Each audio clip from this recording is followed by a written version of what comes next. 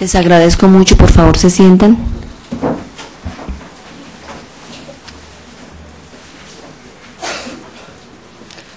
Reanudamos la audiencia de juicio oral dentro de la actuación seguida contra Nora Rocío Quintero Chaparro, delito acto sexual abusivo con menor. Por favor, las partes se identifican, señor fiscal. Ricardo Bejarano Beltrán, fiscal 17. Señor procurador. Miguel Antonio Carvajal Pinilla, procurador primero judicial 2 penal. Gracias. El señor defensor. David Albarracín Durán, defensor público, programa piloto, Dirección Nacional de Defensoría Pública. Gracias, doctor. La acusada. Nora Rocío Quintero Chaparro. Gracias. Entonces, habíamos dicho que dábamos inicio a la fase de alegaciones. Comienza el señor fiscal. Vamos a limitar el tiempo. Son 15 minutos para cada sujeto procesal y 5 de réplica para cada uno también. Entonces tiene la palabra, señor fiscal. Muchas gracias, señora presidenta. Quien debía brindar protección y prodigar cuidado y enseñanzas al menor Juan Sebastián Leal Domínguez, en ausencia de su mamá, sepultó de por vida su inocencia. Se ha administrado justicia en esta sala. Se han practicado de manera concentrada las pruebas en este juicio oral y público y la Fiscalía ha probado más allá de toda duda su teoría del caso. La profesora Nora Rocío Quintero Chaparro debe ser hallada culpable del delito de actos sexuales en persona menor de 14 años y en circunstancias de agravación, y su responsabilidad penal debe declararse de manera inequívoca a través de sentencia de carácter condenatorio. En relación con la existencia de los hechos, nada más claro e indicativo que el testimonio vertido esta mañana por el menor Juan Sebastián en cámara de Gesell.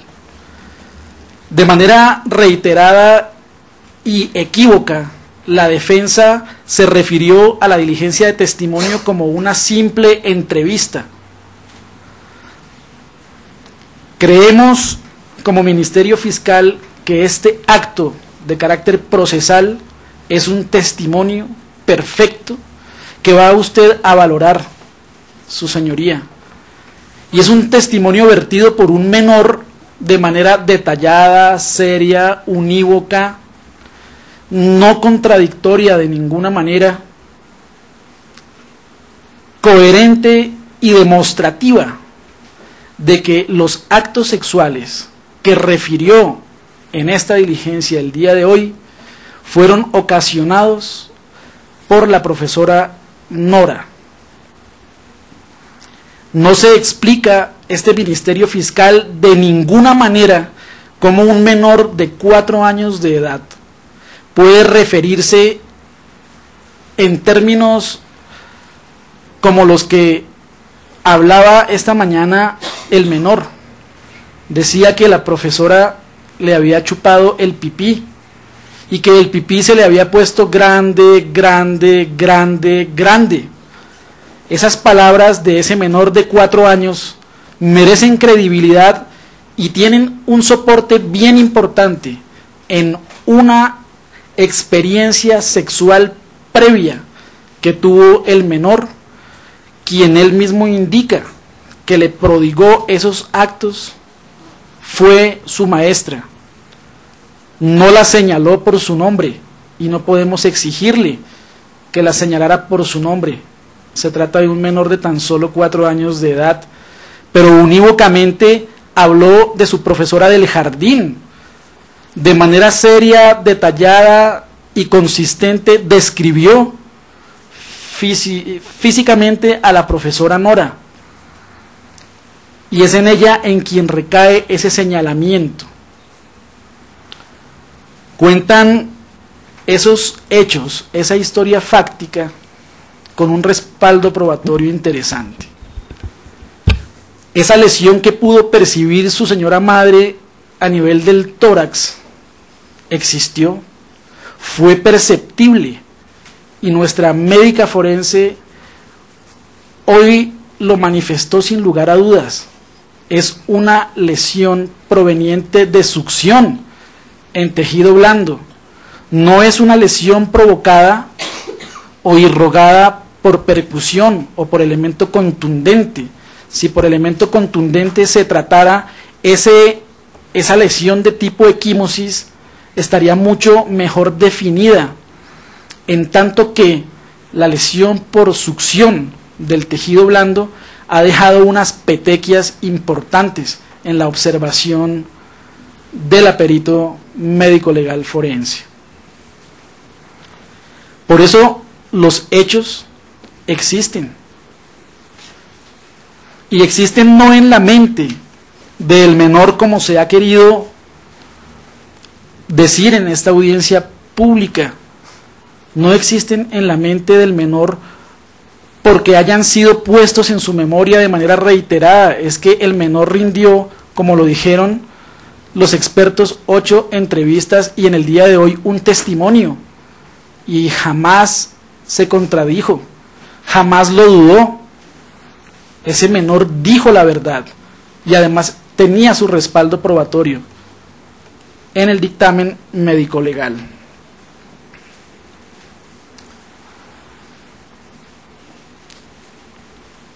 El sujeto activo de la conducta, como advierte la Fiscalía, no es otra persona que la profesora Nora Rocío Quintero Chaparro, señalamiento que ha hecho de manera enérgica, vehemente, el menor víctima del delito que hoy se enjuicia.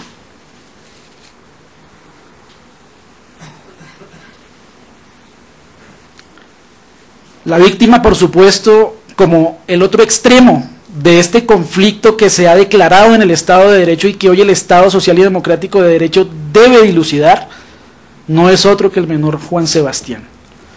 Es la persona que recibió de su misma maestra, de la persona que debió enseñarle, que debió ser luz y guía en su formación académica, esa situación. Víctima, entonces, como proposición plenamente establecida, es el menor Juan Sebastián. ¿Por qué la valoración probatoria que usted deba hacer, señora juez, debe ser la pretendida por la Fiscalía? Del menor jamás se dijo, ni en esta audiencia, ni en ninguna de las entrevistas realizadas, que tuviera alterados sus sentidos. Sus facultades psíquicas superiores funcionan, su orientación, su sensopercepción, su memoria. Ese proceso de rememoración y el comportamiento que exhibió el menor el día de hoy merecen credibilidad, merecen su estimación, señora juez. Conclusión de todo ello es que definitivamente estamos ante un hecho que se adecúa a la norma penal. Los lineamientos descriptivos del delito de que hablaba la Fiscalía, actos sexuales en menor de 14 años, corresponden de manera fáctica, de manera ontológica y de manera valorativa con ese modelo de comportamiento que el Estado de Derecho ha querido reprimir a través de la norma positiva. Ese comportamiento de la profesora Nora no solamente se adecúa típicamente al modelo de comportamiento jurídico, sino que además vulnera de manera intencional, dolosa, la formación sexual de ese menor. Es decir, que estamos en presencia de la antijuridicidad material y de la culpabilidad. No puede más que decir la Fiscalía que la profesora Nora es una persona imputable, que en su conducta no concurren causales de ausencia de responsabilidad y que ello hace que el injusto típico desde su concepción tridimensional se integre. La valoración que debe hacer la Administración de Justicia es de reproche. Debe sancionarse ese comportamiento. Es un menor, sustrato de la patria, quien ha recibido de manera injusta y categórica una violencia sexual que lo va a perjudicar de por vida. Ese menor jamás va a olvidar todo lo que ha sufrido y además los procesos de revictimización a que se ha visto sometido.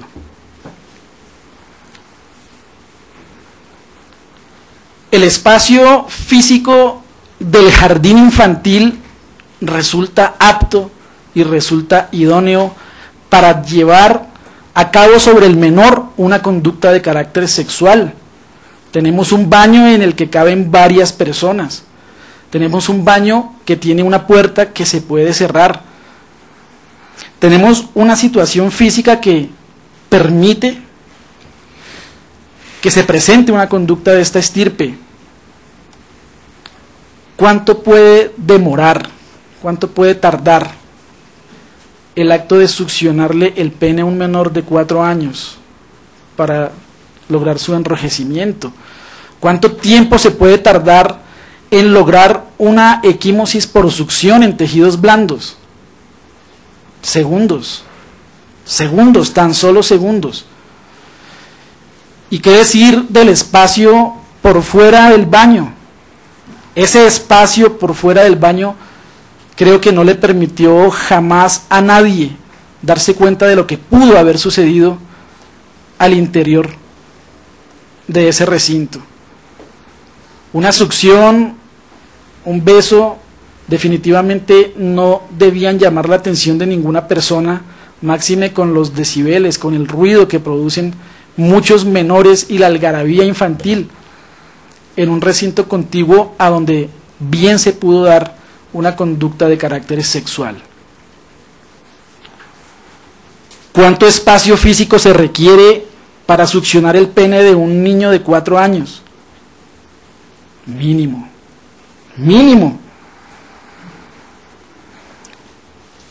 Llamó poderosamente la atención del Ministerio Fiscal la deposición de la profesora María Victoria. Me quedan 3 minutos, doctor.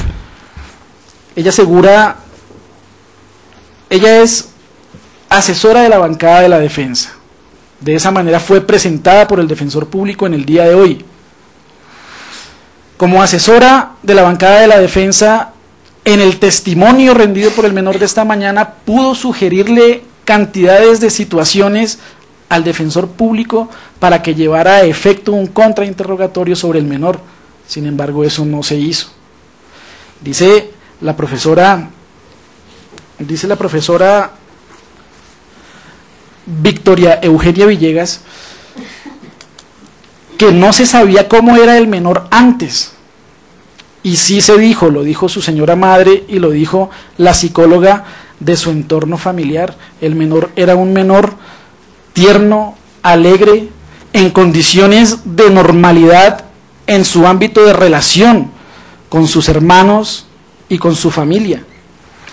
Con posterioridad al acaecimiento de los hechos que fueron materia de denuncia y que fueron objeto de instrucción de carácter criminal, ese menor trastoca su comportamiento, toca con actitudes extremas de recogimiento, manifiesta una baja autoestima, expresó sentimientos de pena y culpabilidad, manifestó comportamientos severamente agresivos, presentó enuresis y encopresis, dolor y hematomas como la que se reseñó por medicina legal, apareció asustado o fóbico, especialmente hacia los adultos, desmejoró de manera vehemente su desempeño académico, manifestó unos comportamientos de provocación sexual e intentó suicidarse. Fíjese, señora juez, que todo ese comportamiento fue objeto de testimonio en esta sala. Lo dijo la señora madre del menor, lo dijo la psicóloga. Y ese comportamiento del menor abusado se encuentra respaldado por la Asociación Médica Americana, médicos dedicados a la salud americana, diagnóstico y guía de tratamiento sobre abusos sexuales en menores. Bajo un estudio que realizó la Universidad Nacional de Colombia, ese menor de 14 criterios para establecer su abuso sexual cumple con 12. De 14 cumple con 12. Y así se estableció. Es por ello, su señoría, que este Ministerio Fiscal solicita finalmente que, más allá de toda duda, se verifique la probanza de nuestra teoría del caso y que usted definitivamente sentencie con reproche social y condena a la profesora Nora. Eso es todo. Gracias. Señor Procurador, tiene el uso de la palabra para que proceda a escribir sus alegaciones. Muchas gracias, su señoría. Debo referirme en cuanto ha sido el objeto de todo este debate, las dos posiciones en cuanto a la Fiscalía, su teoría del caso y lo que ha expresado la defensa. Sobre su teoría del caso, la imposibilidad de que se verificara un abuso sexual dentro del área del jardín de bienestar social de Río Negro. Básicamente debo empezar por reseñar que cuando apareció la tesis sobre la imposibilidad de la ocurrencia, llamó mucho la atención que esa imposibilidad por determinarse con la práctica de las pruebas resultara como una contraposición o contrapeso a lo que se ha denominado un indicio de oportunidad, en ese caso de oportunidad de utilizar las instalaciones físicas del jardín tantas veces mencionado para realizar una clase de maniobras sexuales dentro del baño de un salón específico. Realmente todo el andamiaje de la imposibilidad estuvo estructurado en el funcionamiento o no funcionamiento de una chapa localizada en esa puerta, en ese baño. Era imposible que se realizara una conducta como la que se le endilga a la acusada, porque la chapa no funcionaba. La verdad que esa imposibilidad referida estructuralmente a la chapa, que fue objeto de tanta y tanta mención durante todo el debate probatorio, no tiene ninguna relación con la conducta que se endilga. Sí, se observa con detalle no solo las fotografías que trajo la Fiscalía, sino las mismas fotografías que presentó aquí la defensa. No hay duda de que el denominado baño estaba protegido por una pared común con el salón, y se advertía también una parte sobresaliente del muro en donde estaba incrustada la puerta del baño, que impedía ver desde las ventanas del comedor, desde el hall y desde la misma puerta de acceso al salón, la común y corriente, no la de intercomunicación, impedía ver qué sucedía al interior del baño. Bueno, entonces la situación tendría que referirse más bien es a la posibilidad de actuar en ese sentido y no a la existencia de los medios físicos. Y aquí se aportaron entonces los testimonios de quienes eran compañeras de trabajo y detallaron todo de la acusada y detallaron cómo se desarrollaba la jornada, cómo se desarrollaban las actividades, quién se encargaba de la vigilancia de los menores, qué posibilidades había de que un menor pudiese estar a solas con su profesora, educadora o vigilante en condiciones de acceder al interior del baño y realizar una cualquiera de esas maniobras. Se adujo el tránsito, se citaron aproximadamente 50 pasos por las inmediaciones del salón, pero de ninguna manera pudo determinarse que no existió ningún momento en que se llegara a establecer la probabilidad de que estuviera una profesora o una vigilante con un menor en el baño.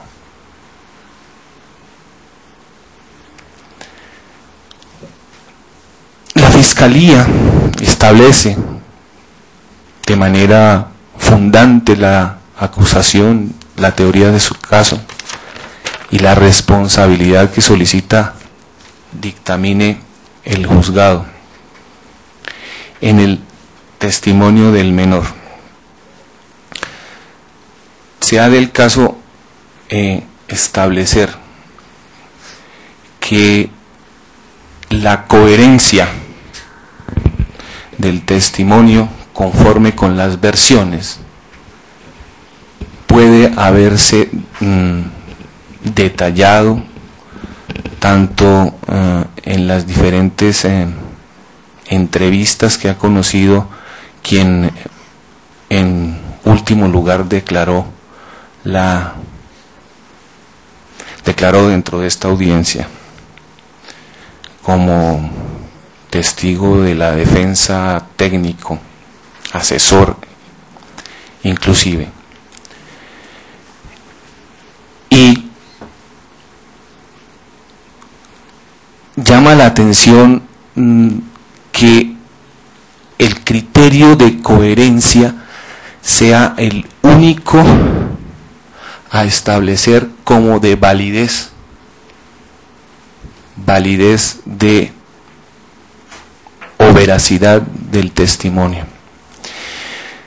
La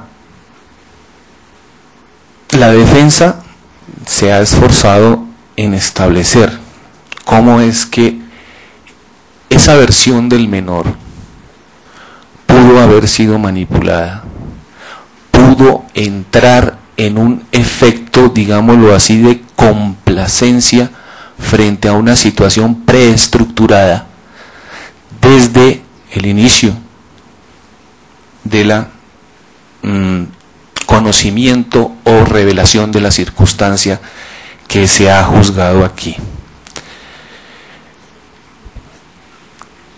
En ese sentido, tenemos que el menor resulta involucrado en este asunto, bien sea por una mala interpretación de la madre, por un condicionamiento propio de la madre que provoca de alguna manera su relación inmediata con la primera de las psicólogas, amiga por demás, que muy claramente se señala que en esos eventos no debería participarse con un concepto de carácter profesional.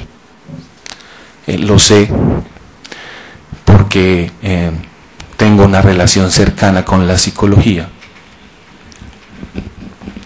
Y entonces, a partir de esa situación, todo el andamiaje de lo que ha sido la versión del menor ha terminado siendo estructurado no de una manera adecuada. Tenemos que realmente el origen de toda esta situación, como lo ha manifestado la defensa, es la manifestación que hace la madre en inicio a su amiga, vecina de toda la vida, psicóloga Mejía. A partir de allí se desarrolla toda una serie de eventos en los cuales el menor se ve involucrado e inmerso en la situación del abuso.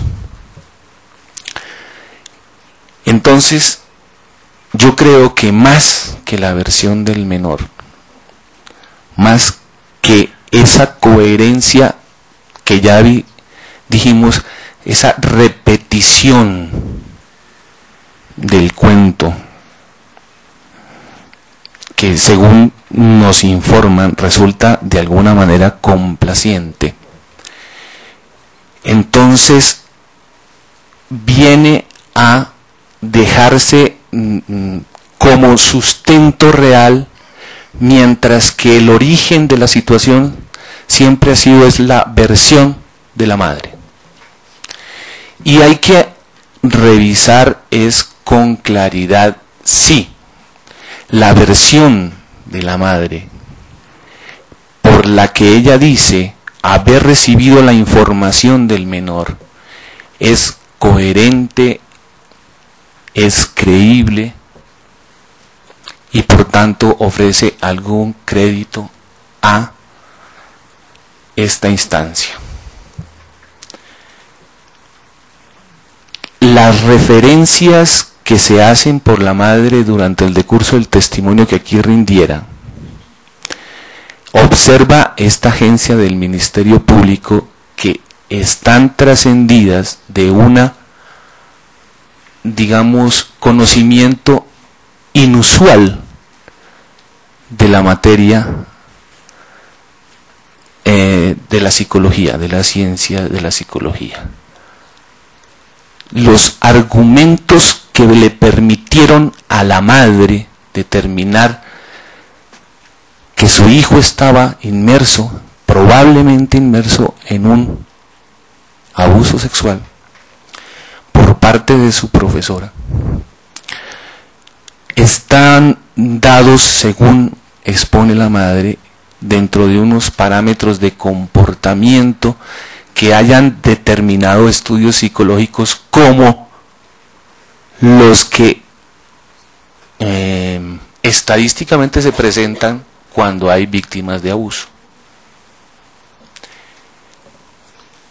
Toda la referencia está dada en ese plano y el conocimiento subsiguiente de los hechos está marcado por la versión de la madre. En consecuencia, señora juez, yo creo que la defensa en estos momentos ha presentado dentro de esta audiencia y de este debate público oral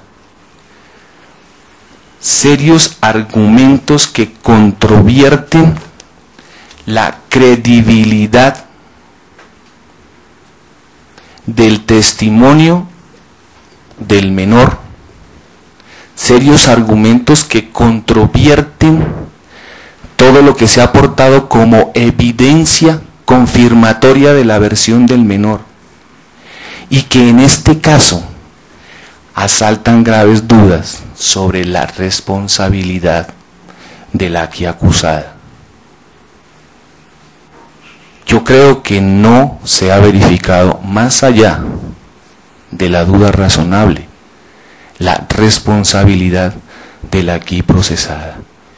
Y reclamo, cumpliendo mi función de garante de los derechos de la sociedad, buscando la justicia, que se dé aplicación al instituto del indubio pro reo y se proceda a absolver.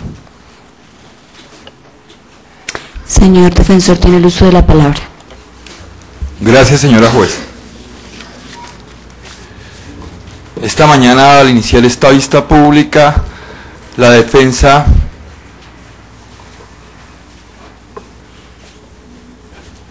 había manifestado a la señora juez que este era un caso de una imposibilidad y que para marzo del año 2005 no era posible un abuso sexual en el Kinder 1 del Jardín Río Negro DAPS y que efectivamente le iba a demostrar 5 supuestos de crítica para esta imposibilidad. 1. La disposición y estado de toda la planta física. 2. La cotidiana actividad de profesores y auxiliares. 3. La calidad humana y docente de la profesora Nora Rocío Quintero Chaparro. 4. El déficit en la evidencia psicológica de credibilidad del testimonio de la víctima. Y 5. El déficit de la evidencia física. Transcurrido el debate probatorio, señora juez, la defensa está confidente en haber cumplido su cometido y su promesa inicial. Efectivamente, para marzo del año 2005 era imposible que se hubiese presentado un abuso sexual en el Jardín Río Negro DAPS. En primer lugar, porque su estado de disposición de la planta física que se probó acá, no bajo conjeturas o suposiciones, sino mediante prueba técnica, demuestra que el lugar aludido para el supuesto abuso sexual es un baño que se encuentra dentro del aula de clase. Incidentalmente se tocó el aspecto de la chapa, más para relevar que estaba dañada y después apareció misteriosamente arreglada. Pero lo que quería resaltar la defensa y que efectivamente demostró en este debate probatorio es que a ese salón hay 3 puertas de acceso y que ese acceso no está vedado ni restringido en ningún momento de la jornada escolar, que auxiliares, directora, asistentes eventuales, otras profesoras y otros alumnos pueden deambular libremente por cualquiera de los 3 ingresos al salón. De tal manera que quien quisiera adelantar una actividad contraria a la ley o simplemente repudiada socialmente como fumarse un cigarrillo o la grave de abusar sexualmente de un menor, tendría que contar con una muy buena suerte para que no fuera sorprendido. Contar con que en ese momento preciso, así sean segundos, como dice el señor fiscal, no entrara la asistente, no entrara la directora, no entrara la compañera profesora, no entrara a otro alumno. Pero además, señora juez, usted pudo observar en el desarrollo del video la inquietud innata en los menores.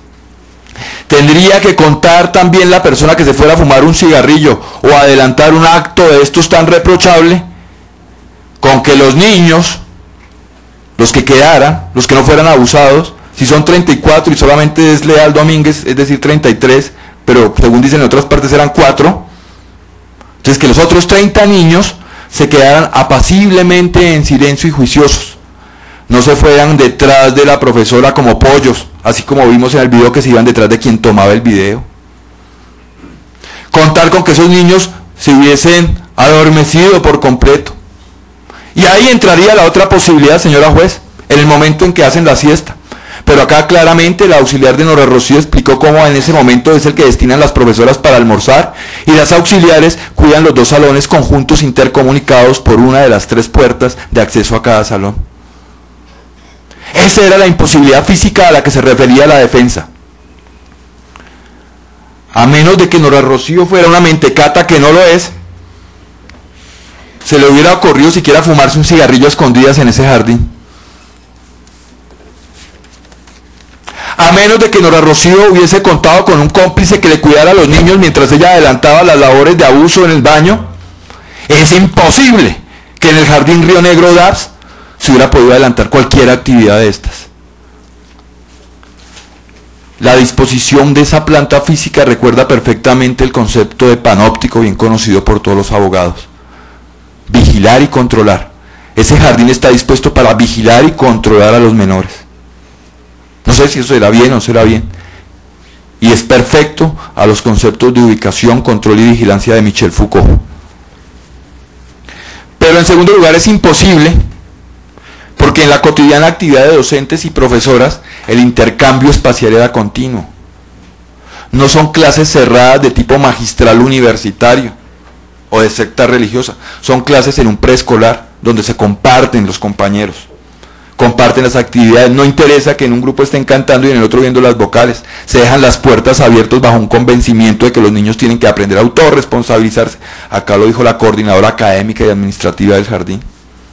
En cualquier momento había posibilidad de entrar o salir. Era un espacio de puertas abiertas.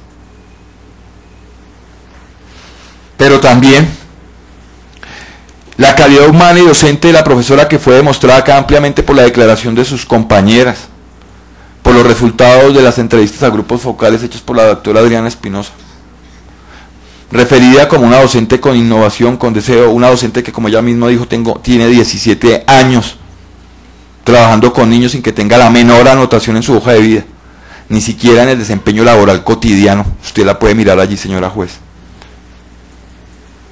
Un desempeño diario en lo docente y en lo personal que le permite tener por parte de padres, compañeros, una percepción adecuada.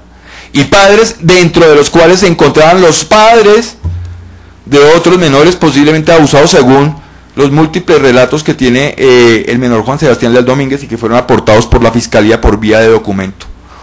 De donde, entre otras cosas, no se sabe si quien habla es el entrevistador, la señora Delfina o el menor. No se sabe en esas entrevistas, en esos documentos que están allí, quién está hablando. Sí se sabe. En el dictamen médico legal, la doctora de medicina legal dijo valientemente, y acá en esta misma vista pública, solamente lo que el niño me dice es lo que colocó entre comillas. El resto fue que asintió a las afirmaciones de la madre, tal como dijo el señor representante del Ministerio Público. Esto deviene de una versión inicial. Quería llegar a la defensa a demostrar que es una versión inicial no fundada en una mentira intencional, sino en una falsedad mental por malentendimiento. No se pudo llegar a ese propósito, pero el mensaje fue claro. De otro lado, hablamos de una imposibilidad porque veíamos y avisorábamos el déficit de la evidencia psicológica de la Fiscalía. Y habría que comentarle que del déficit de la evidencia psicológica está el déficit de la evidencia investigativa de la Fiscalía. Y la Fiscalía entendida como institución, no como quien hoy la representa. No entiende la defensa cómo no se sentaron los investigadores de la Fiscalía acá a declarar. ¿Sería por aquello de que estaban investigando 4 o 5 menores abusados y no pudieron determinar ninguno? ¿Sería la deficiencia psicológica de la Fiscalía determinante para que los dos profesionales en psicología que hoy declararon, uno fuera un técnico en investigación que estaba haciendo una práctica en psicología como ella misma lo dijo, y que en últimas, de una manera clara y evidente, dijo: yo no sé si se presentan los síntomas del abuso sexual, yo solamente hice una entrevista testimonio? O la otra profesional de la psicología que yo he dado su juicio objetivo, amén de las relaciones de amistad que tenía con la madre del menor y con el menor mismo, como quiera, que viven en la misma casa, trabajan en la misma casa, donde tiene el consultorio, donde presta consulta psicológica, y quien efectivamente nos va diciendo y nos lleva al otro terreno, el déficit en la evidencia física. Recordará usted, señora juez, cómo la señora madre de Juan Sebastián Leal Domínguez, doña Delfina, dijo que la equimosis que ella vio originalmente era de, según la descripción que quedó en constancia del despacho, alargada de 5 centímetros. La señora psicóloga Mejía dijo que era una equimosis más o menos redondantísito, alargada de 4 centímetros. Y lo que muestra la evidencia física, dicho acá por la experta única, porque ni doña Delfina ni la psicóloga Mejía, que yo sepa, tienen algún grado de conocimiento en medicina, era que era una equimosis de 0.5 centímetros. Que podía, no como dijo el señor fiscal, que indubitablemente estaba correlacionada con una maniobra de chupón, que podía, pero que también podía corresponder a una maniobra contundente, es decir, un golpecito. Y que pensaba, porque cuando habló de la sintomatología no precisó que fuera sobre este caso, que pensaba que podría corresponder a un chupón por el tamaño, por succión, 5 centímetros, medio centímetro.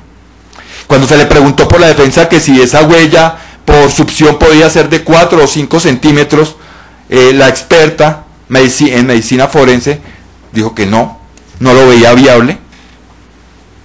Pues sí, me imagino que si es por succión, cuando se genera el pitillo entre la boca y la lengua, para que dejara una huella de 5 o 4 centímetros, por Dios, habría que imaginarse el tamaño de la boca y la lengua. Pero también el déficit de evidencia física nos demuestra que no hay ninguna sola referencia. Me encanta que el señor fiscal le preguntara a mis testigos si habían presenciado los hechos y que ellos hubieran dicho que no, porque no se trajeron con esa motivación, porque lo cierto es que la fiscalía tampoco trajo a ningún testigo que hubiera presenciado los hechos. A Juan Sebastián Leal Domínguez, en una declaración con las connotaciones muy bien descritas por el señor representante del Ministerio Público y bien determinadas por la doctora Victoria Villegas, en el sentido de que él está contando un presente y que ninguna de las personas que lo entrevistó, habló por él en los escritos, se preocupó por mirar lo que venía. Claro, ¿cómo no pueden determinar sintomatología de abuso cuando ven unas cosas sin saber cómo venía de antes? Y la única referencia de antes la trajo la defensa, cuando se trajo el observador del alumno, que refería que para el año 2003 o algo el niño era introvertido, callado, eso que se alcanzó a mencionar allí. Y se quiere connotar que se tuvo, y dijo el señor fiscal, tuvo un intento de suicidio, cuando lo que yo oí que contó doña Delfina acá fue que dijo el niño a una piedra en un juego infantil: me quiero matar. Y la experta en psicología forense nos dijo que un niño de esa edad no tiene el concepto de muerte. Pero cuando se le quiere dar la connotación a esa manifestación, a todas, absolutamente a todas se les quiso dar, se desviaron, no con una mala intención, tal vez con una falsedad generada dentro del concepto objeto observado, percepción y lo que yo quiero ver. De tal manera, señora juez, que la imposibilidad física alegada por la defensa se ha visto a lo largo y ancho de este debate probatorio, no solamente en la connotación física y espacial del Jardín Río Negro de APS, sino por la interrelación de sus docentes y personal administrativo. Imposibilidad en ese Jardín Río Negro de APS por las calidades humanas y docentes de Nora Rocío Quintero Chaparro, no desvirtuadas nunca. Es muy curioso, en una parte que se diga que no probó la defensa que en ningún momento no existió ningún momento en que pudiera ocurrir lo que pasó.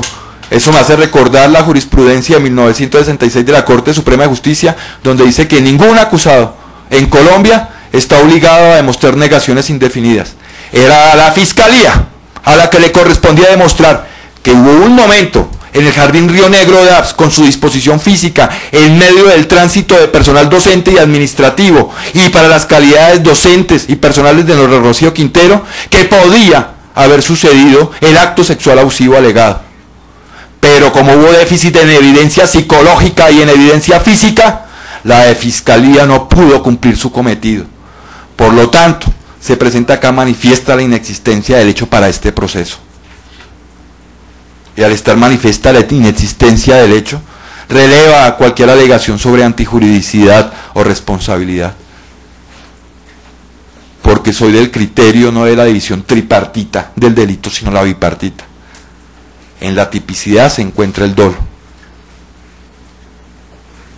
Por lo tanto, señora juez, y en honor a la imposibilidad física, moral, psicológica y personal de haber podido adelantarse el acto sexual abusivo alegado en contra de mi defendida en el Jardín Río Negro de APS para el mes de marzo de 2005, no tengo otro camino que solicitar una absolución, porque no se pudo desvirtuar la presunción de inocencia de la que es titular mi defendida. Y si la fiscalía no logró demostrar un solo acto sexual, mucho menos los 8 que nos refirió el menor esta mañana. 8 para 20 días. Por favor, señora juez, que si lo que la fiscalía dijo, de que acá supuestamente se sepultó una inocencia, no se vaya a sepultar otra inocencia con una sentencia que no sea la absolutoria. Muchas gracias. Gracias, señor fiscal. Defensor. Gracias, señor defensor. Señor fiscal, puede hacer uso de la réplica. Muy bien. Aceptar los términos en los que la defensa plantea, probada su teoría del caso, significaría darle la espalda a las probanzas efectuadas hoy ante usted, su señoría. De ninguna manera logró desacreditarse el testimonio del menor. Absolutamente nada se dijo en relación con la credibilidad que merece ese testimonio. Desde luego, y a todas luces, la defensa no tocó al testigo en el día de hoy. Por supuesto, no es de la conveniencia para su teoría del caso. Objeción, señora juez, el señor fiscal está suponiendo por qué no hice parte de lo que podía haber hecho. Continúe, doctor. Muchas gracias. De igual forma, en relación con la lesión equimótica que presentaba el menor en su tórax, la médica forense dijo de manera puntual que era una lesión que estaba en proceso de resolución, y en proceso de resolución la sangre tiende nuevamente a volver a su lugar, se reduce en su tamaño. Por supuesto no podía tener las medidas que de manera aproximada trataron hoy los dos testigos, tanto la madre como la psicóloga. Fueron medidas tomadas de su puño, de su mano, sin ningún tipo de testigo métrico, con toda la falibilidad, pero es puntual que ese menor presentaba una lesión y que esa lesión era de tipo succión, y el menor es consistente en decir que sufrió actos sexuales por parte de su maestra. Entonces, aceptar la teoría del caso de la defensa va en franca oposición con lo que hoy se probó. Por eso la Fiscalía insiste en que la sentencia sea de carácter condenatorio. No vemos absolutamente ninguna duda que pueda beneficiar la inocencia de la profesora Nora, y tampoco ninguna circunstancia que permita inferir de manera razonable que su presunción de inocencia se ha mantenido incólume. Todo lo contrario, se ha probado y debe hallarse culpable, y su responsabilidad debe decretarse en sentencia de condena. Muchas gracias. Gracias. Señor procurador, el señor defensor tiene uso de la palabra para que haga la réplica. ¿Sí? Gracias, señora juez. Respecto a la lesión denominada por el señor fiscal como equimótica, o sea, la equimosis, mirando el documento que se anexó al informe de medicina legal, de la médico forense, dice claramente que puede ser, y cuando dijo que puede ser correspondiente, compatible con succión, quiere decir que hay muchas otras posibilidades, y directamente la médico forense acá contestó a una repregunta, a una pregunta en el contrainterrogatorio de la defensa, que podría ser de un objeto contundente, o sea, por un golpe. ¿Qué pensaba? Y entre las cosas que pensaba por las cuales podía ser por succión era por el tamaño. Y perdóname, señora juez, pero para observar un moretón o una equimosis en el pecho de un menor, por parte de quien lo cuida, que es su madre, y por parte de la psicóloga que dice haberlo visto, es mucha la diferencia entre 4 centímetros o 5 centímetros y 0.5. Y recordemos que la señora médico forense dijo que el tamaño, el pequeño tamaño, era lo que lo hacía compatible con una maniobra o una lesión por succión. El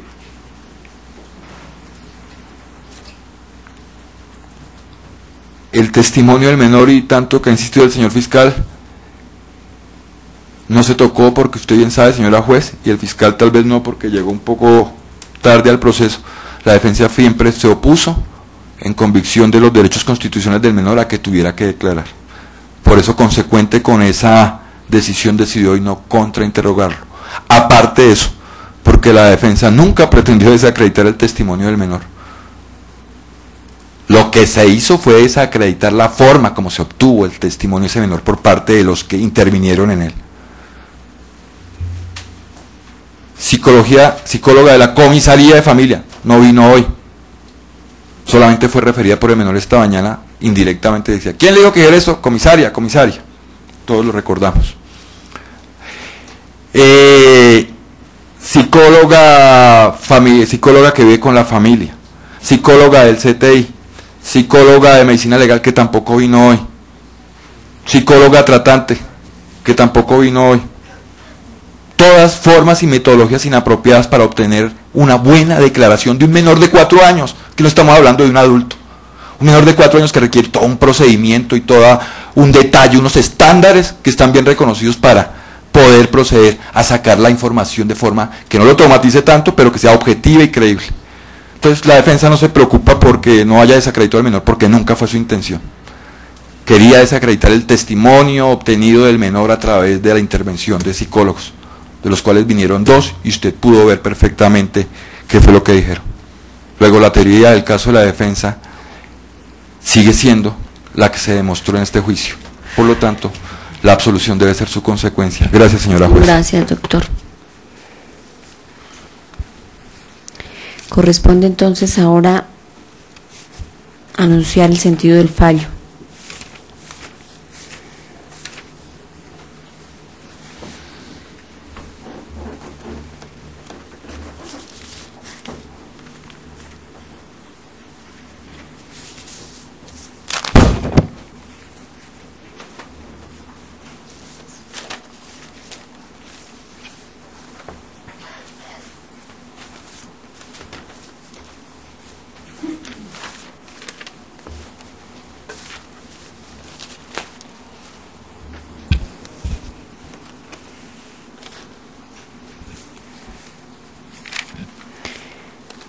Se trata de la señora, ¿dónde está ella?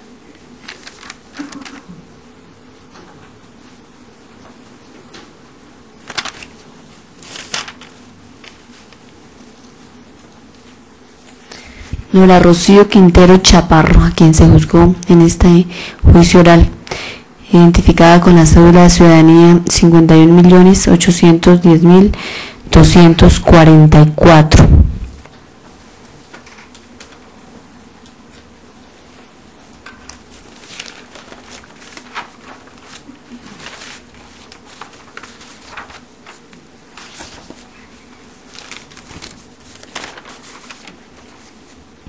Nacida el día 9 de enero de 1966 en Bogotá, cuenta con 39 años de edad, sin apodos conocidos, soltera, profesión u oficio profesora, hija de Reinaldo y Cándida, domiciliada en Bogotá, en la carrera 114, número 147 bis, entrada 3, interior 12, apartamento 503, teléfono 647-0311, estatura 1,57 metros, piel trigueña con textura o esta señal acá.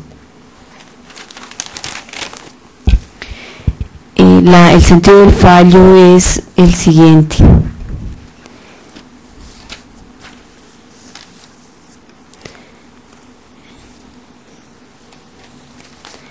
El juzgado encuentra que, de conformidad con el artículo 381 del Código de Procedimiento Penal, Ley 906 del año 2004, el juzgado ha llegado al conocimiento, más allá de toda duda, acerca del delito y de la responsabilidad.